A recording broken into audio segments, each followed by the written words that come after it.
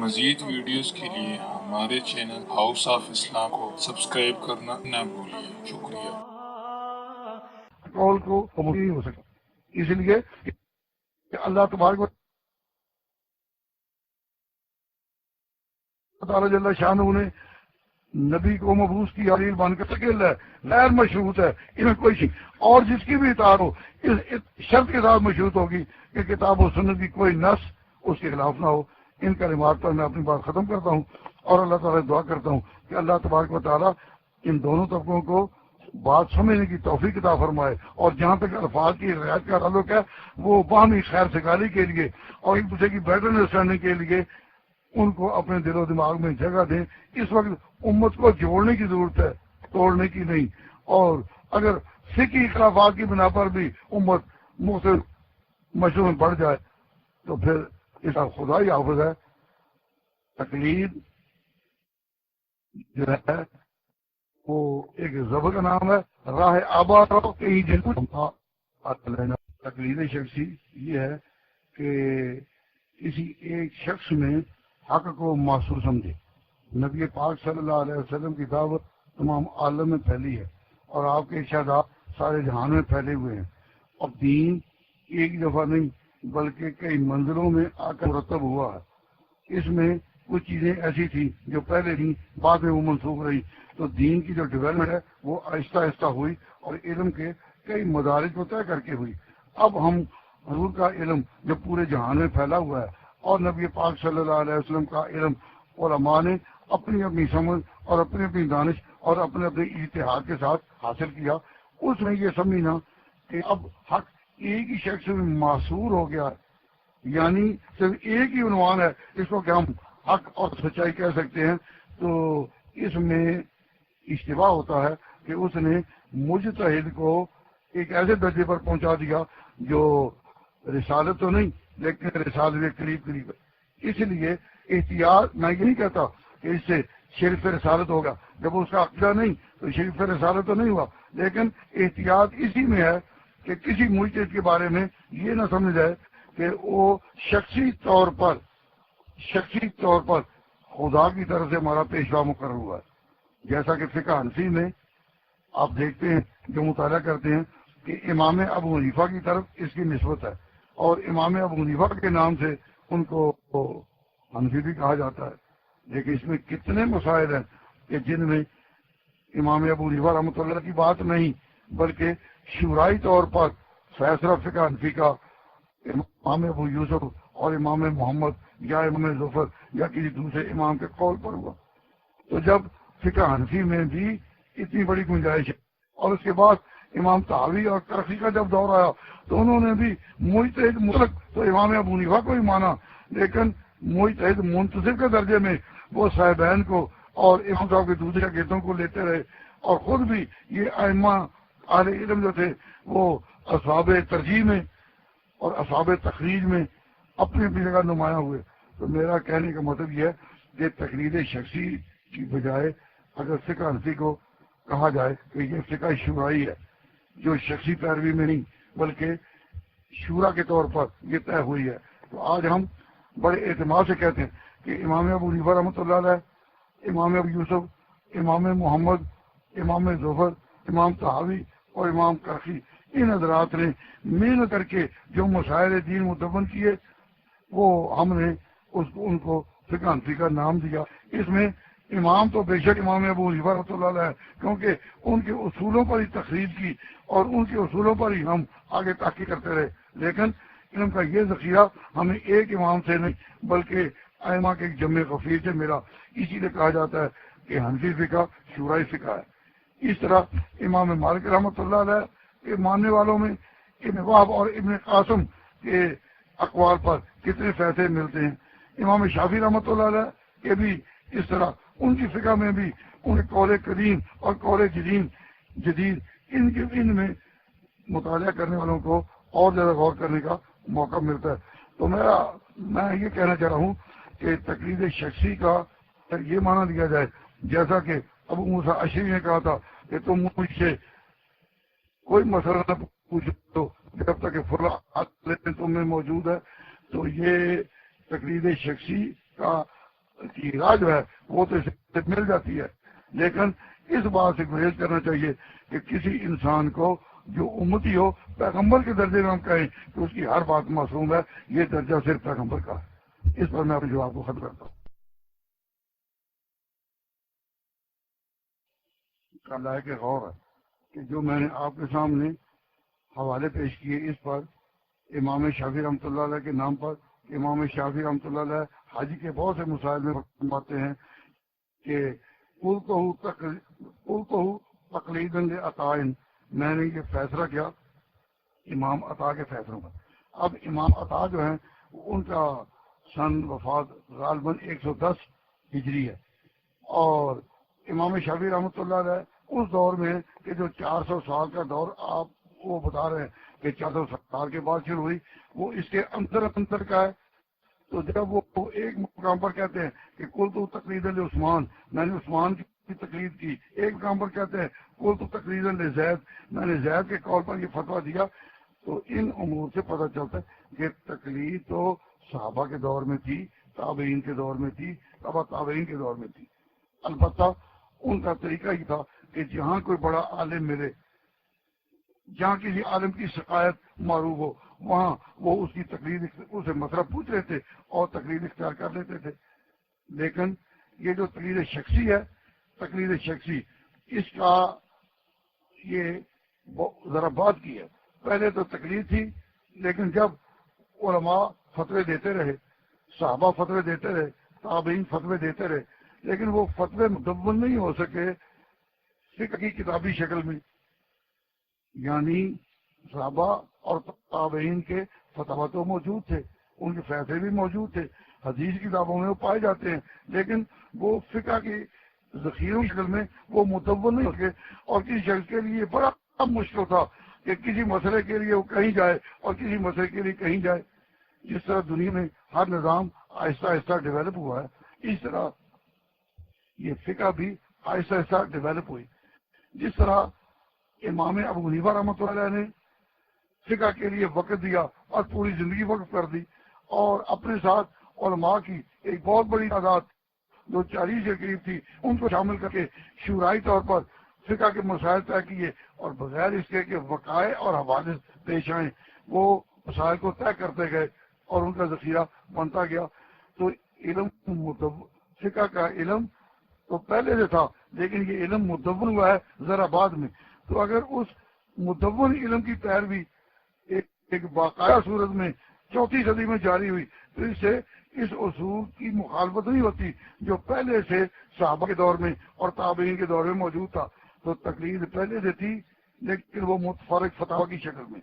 صحابہ کرام نے فتوا کو باضابطہ امام ابو حنیفہ کی طرح ایک جگہ مدون نہیں کیا، جس طرح یہ لوگ اپنی پوری زندگی کو فقہ کے لیے وقف کر گئے، اور جو مسائل پیش بھی نہ آئے ان کے لیے بھی انہوں نے جزیات مرتب کر دی۔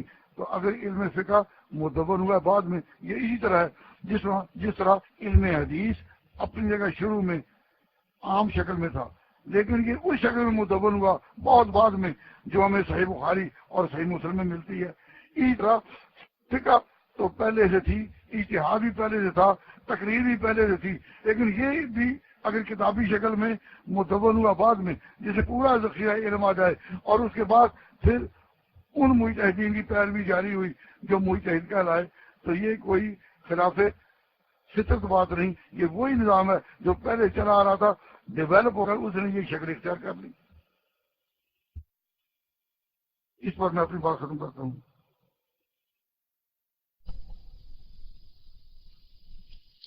جی السلام علیکم ورحمۃ اللہ وبرکاتہ۔ بھائی آواز آ رہی ہے میری؟ بتا دیجیے گا بس کر کے۔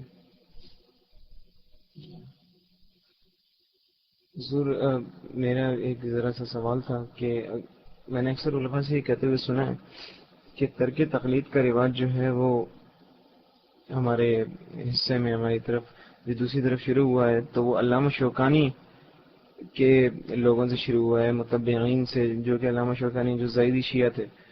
تو اس سلسلے میں پوچھنا تھا کہ انہوں نے کن بنیادوں کے اوپر ترک تقلید کی بحث کو چھیڑا تھا اور اس میں کیا کیا نقائص تھے؟ جزاک اللہ۔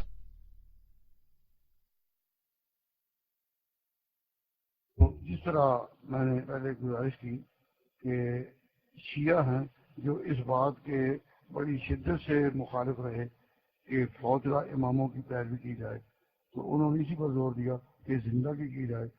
تو ان سے قریب ایک فرقہ زیدی فرقہ ہی بتایا جاتا ہے.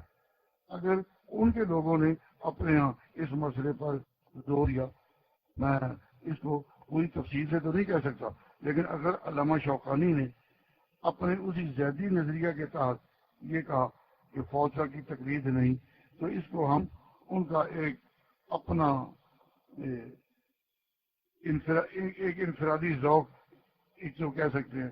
ویسے پہلے بھی تاریخ میں بڑے بڑے مجتہد لوگ گزرے، علم کے اونچے پہاڑ تھے اور انہوں نے تقلید کی اختیار نہیں کی، جیسا کہ علامہ ابن حزم، تو اس کو بھی ہم اس فہرست میں ذکر کرتے ہیں کہ جو تقلید نہ کرنے والے ہوں. لیکن وہ چونکہ اہل علم تھے اس لیے غیر مقلدین کے طور پر ان کی جماعت کوئی نہیں بنی. غیر مقلدین کے طور پر جو جماعت بندی ہوئی ہے وہ ہندوستان میں انگریزوں کے آنے کے بعد ہوئی ہے. اس سے پہلے ان میں جماعت بندی نہیں تھی. اپنے اپنے خیال کے اور مسلک کے اور اپنے اتحاد کے لوگ تو موجود تھے، لیکن انہوں نے آپس میں جماعت بندی کر کے نہ کبھی اپنی علیحدہ مسجد بنائی تھی اور نہ کھلے بندوں وہ تقدیر کے موضوع پر میدان اختلاف میں نکلے. یہ انتشار ہمیں ملا ہے انگریزوں کے آنے کے بعد. اللہ تعالی ہمیں معاف فرمائے.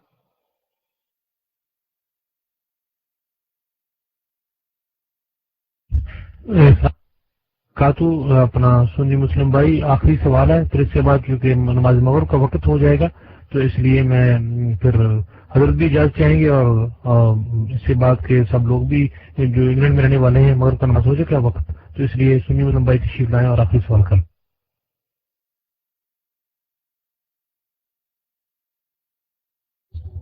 جی جزاک اللہ. آپ سے آخری سوال کرنے سے پہلے میں یہاں اعلان کر دوں کہ دوستوں جو حضرات روم میں موجود ہیں انشاءاللہ کل رات، آج رات جو ہے نہیں کل رات امیر جناب مولانا اعظم طارق صاحب صورت صاحب پاکستان کے امیر نوجوانان ملت اسلامیہ پاکستان کے امیر مولانا اعظم طارق صاحب مولانا حق نواز جنگی شہید کے خوشی انشاءاللہ کل اس روم میں لائیو بیان کریں گے پاکستانی ٹائم کے مطابق آپ کو 12 بجے.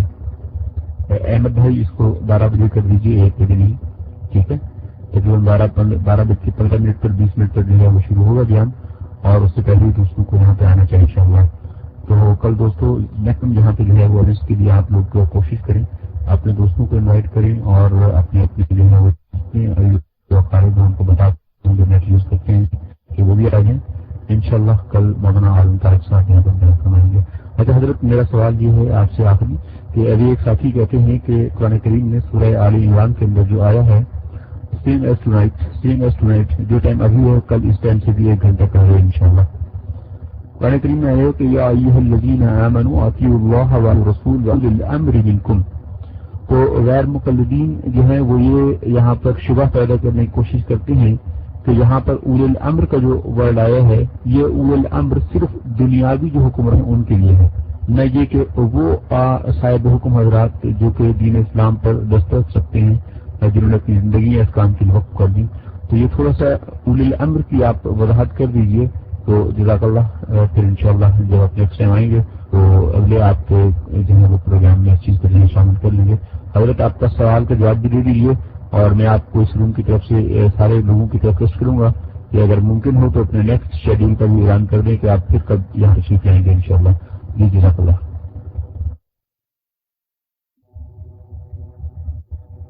حضرت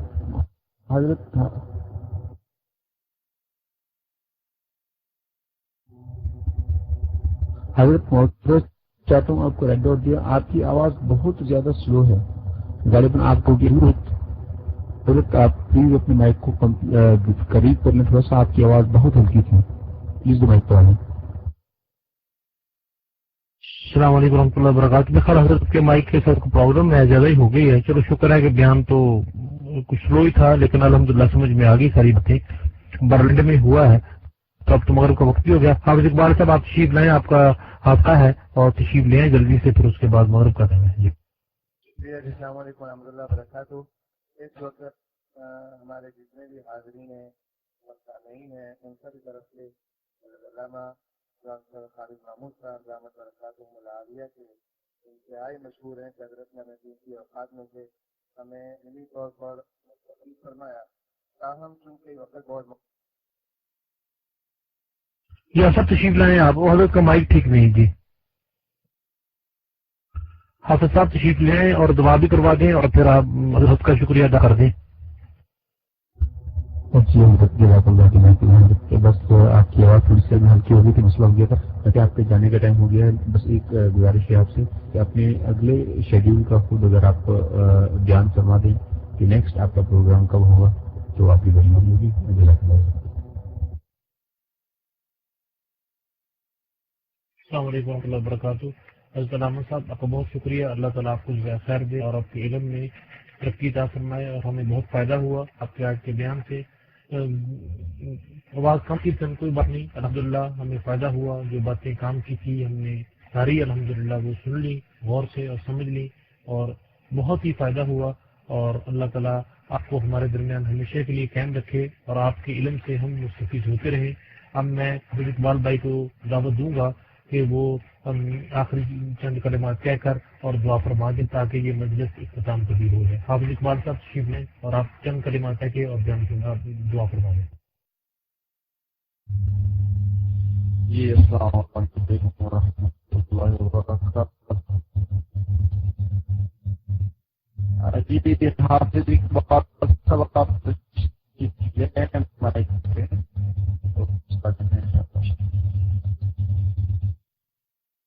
السلام علیکم. قاسم صاحب معذرت کے ساتھ آپ کو ریڈ ڈاٹ دی، آپ کی آواز لیک ہو رہی ہے تو فتح محمود بھائی آپ تشریف لیں اور دعا فرما دیں اور اس کے بعد تاکہ یہ مجلس اختتام پذیر ہو. فتح محمود بھائی تشریف لائیں آپ اور دعا فرما دیں.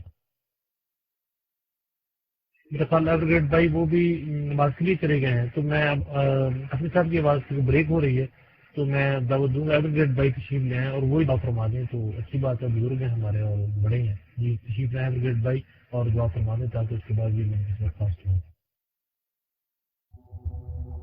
جزاک اللہ عرفان بھائی. بس حضرت مولانا خالد محمود صاحب کو بھی دعا فرما دیتے تو ہمارے لیے برکت ہوتی.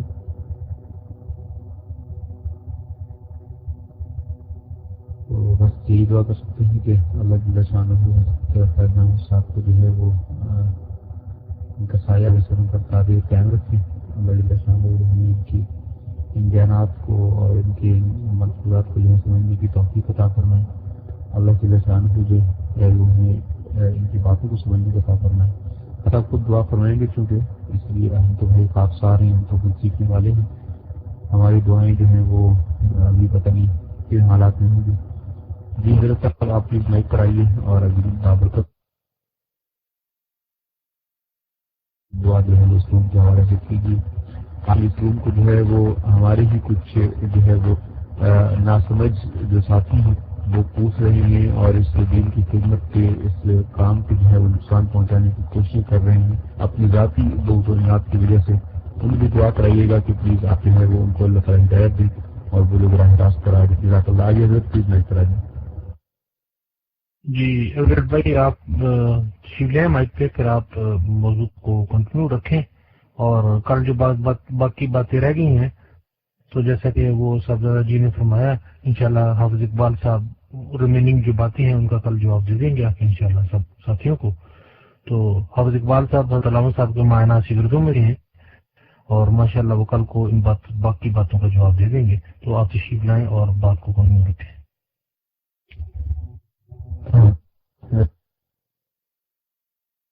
اور اس کی دو جو ہے وہ متبادل ٹاپکس بنتے ہیں. ایک تو یہ ہے کہ اگر آپ لوگ چاہیں اس کو ڈسکس کرنا چاہیں مائک پر آ کے آپ لوگ جو ہے اس چیز کو ڈسکس کرنا چاہیں اور اس کے بارے میں جو ہے کچھ مزید انفارمیشن اگر شیئر کرنا چاہیں تو ہم اسی ٹاپک کو کنٹینیو رکھیں کہ تقلید کی جو ہے وہ اہمیت کیا ہے دین اسلام کے اندر. ٹھیک ہے، تو آپ چاہیں تو ہم اسی ٹاپک کو کنٹینیو رکھتے ہیں اور اگر آپ چاہیں تو پھر ہم اپنا ٹاپک جو ہے وہ چینج کر کے واپس لے کے اپنے تحفظ عقیدہ ختم نبوت کی طرف اور ربیت کی طرف. تو جیسا آپ کیونکہ وہ ہمارے ریگولر ٹاپکس ہیں رد قادیانت وغیرہ اس پہ تو بات چلتی ہی رہتی ہے یہ تقلید کا جو ہے وہ ٹاپک جو ہے وہ آج شروع ہوا ہے، تو آج ہم اگر آپ کہیں تو ہم اسی ٹاپک پر کنٹینیو رکھیں گے اپنی بات کو. جی تو حضرت امین بھائی صاحب اگر آپ موجود ہیں، اقبال رنگونی صاحب، تو آپ اگر مائک پر آ کے اس ٹاپک کو کنٹینیو کریں تو آپ کی بڑی مہربانی. ہمارے لفظی کر بھائی آ رہے ہیں، ہمارے ختم نبوت بھائی آ رہے ہیں، ننگیال بھائی آ رہے ہیں، ایک ریو کے بھائی آ رہے ہیں، کافی بھائی کا وائس ٹھیک نہیں ہے، عرفان بھائی اور میں جو اب یہاں پہ موجود ہیں، اور ایک بھائی بھی گال نیچے موجود ہیں. آپ نے اپنے دوستوں کو یہاں پہ انوائٹ کرتے رہے. لو فر شاہ صاحب کہاں آپ آنے جانے آپ کی لگی ہیں؟ بیٹھیے ٹکتے رہے ہمارے ساتھ. میں دیکھ رہا ہوں آپ جو ہے وہ I am here but will go after 10 minutes. جی جی جی ہاں بگ باس آپ تو ہمارے ساتھ، آپ نے کہاں جانا ہے؟ تو جیسا آپ کہیں دوستوں. چلیں میں تھوڑا سا اسی ٹاپک کے اوپر جو ہے وہ، چونکہ حضرت والا تو ماشاء اللہ بہت بڑے عالم ہیں، اور وہ جو بات کرتے ہیں ان کا طرز بیان تو ماشاء اللہ ہے ہی. اللہ تعالیٰ شاہ نے ہم کو علم دیا ہے، اور اللہ تعالیٰ شاہ نے ہمیں بھی اتنی توفیق دی ہے کہ ہم حضرت سے جو ہے وہ سیکھ سکیں اور اسی باتوں کو یاد رکھ سکیں. تو ایسا کرتے ہیں کہ میں تھوڑا سا جو ہوں کبھی ایک ساتھ جیسا کہ سوال پوچھا تھا، revert to regular not return to issue tomorrow this time. جی سابرہ بھائی I don't know کہ what you mean actually by this message.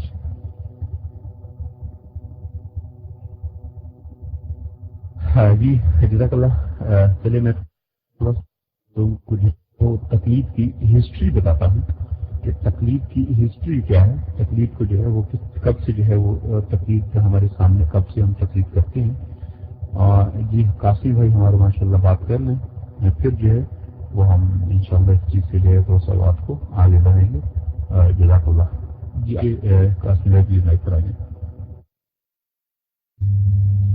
جی السلام علیکم ورحمۃ اللہ وبرکاتہ. ابھی آواز ٹھیک ہے میری؟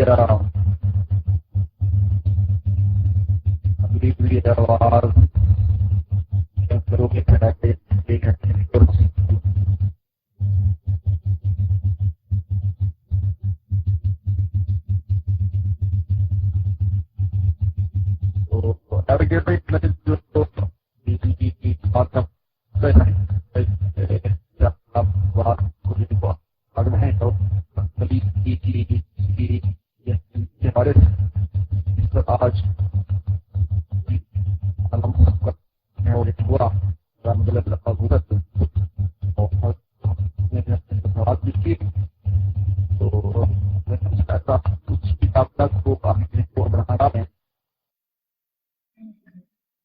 جی بسم اللہ الرحمن الرحیم. السلام علیکم. قاسمی بھائی آپ کی آواز بہت زیادہ بریک ہو رہی ہے، آپ پلیز ری لاک کر لیں تو وہ بہتر ہے میرے خیال میں. تو آپ ری لاک کر آئیے.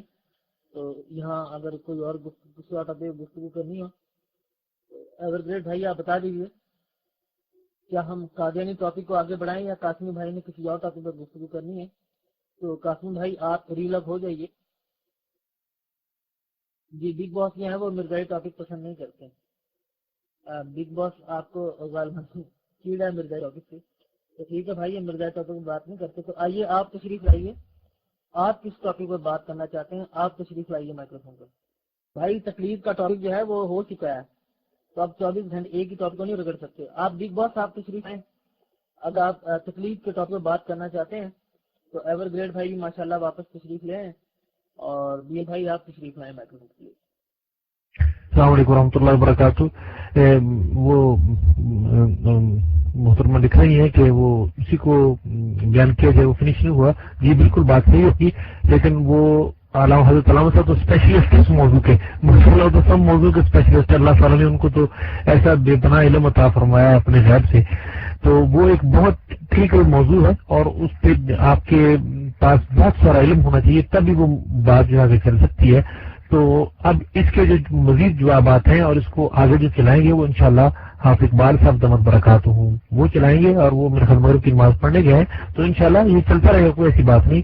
وہ حافظ اقبال صاحب دامت برکاتہ بھی ماشاءاللہ حضرت کے خاص شاگردوں میں سے ہیں. انہوں نے تقریباً 15 سال حضرت کے پاس پڑھا ہے اور ماشاءاللہ بہت قابل آدمی ہے, اور انشاءاللہ وہ اس کو آگے چلا دیں گے انشاءاللہ, کوئی بات نہیں, کیونکہ حضرت کے پاس تو وقت نہیں ہوتا, ظاہر ہے آپ بھی سمجھتے ہیں ہم بھی سمجھتے ہیں, لیکن حافظ صاحب ماشاءاللہ اس کو آگے چلا دیں گے, تو گھبرانے کی بات نہیں ہے. اب جس طرح بھی جس نے اب کوئی موضوع اور شروع کرنا ہے کر لیں, تو انشاءاللہ حافظ صاحب اگر رات کو آ جائیں یا بعد میں آ جائیں تو وہ انشاءاللہ اس کو مزید آگے چلا دیں گے, بے شک انشاءاللہ چلا دیں گے.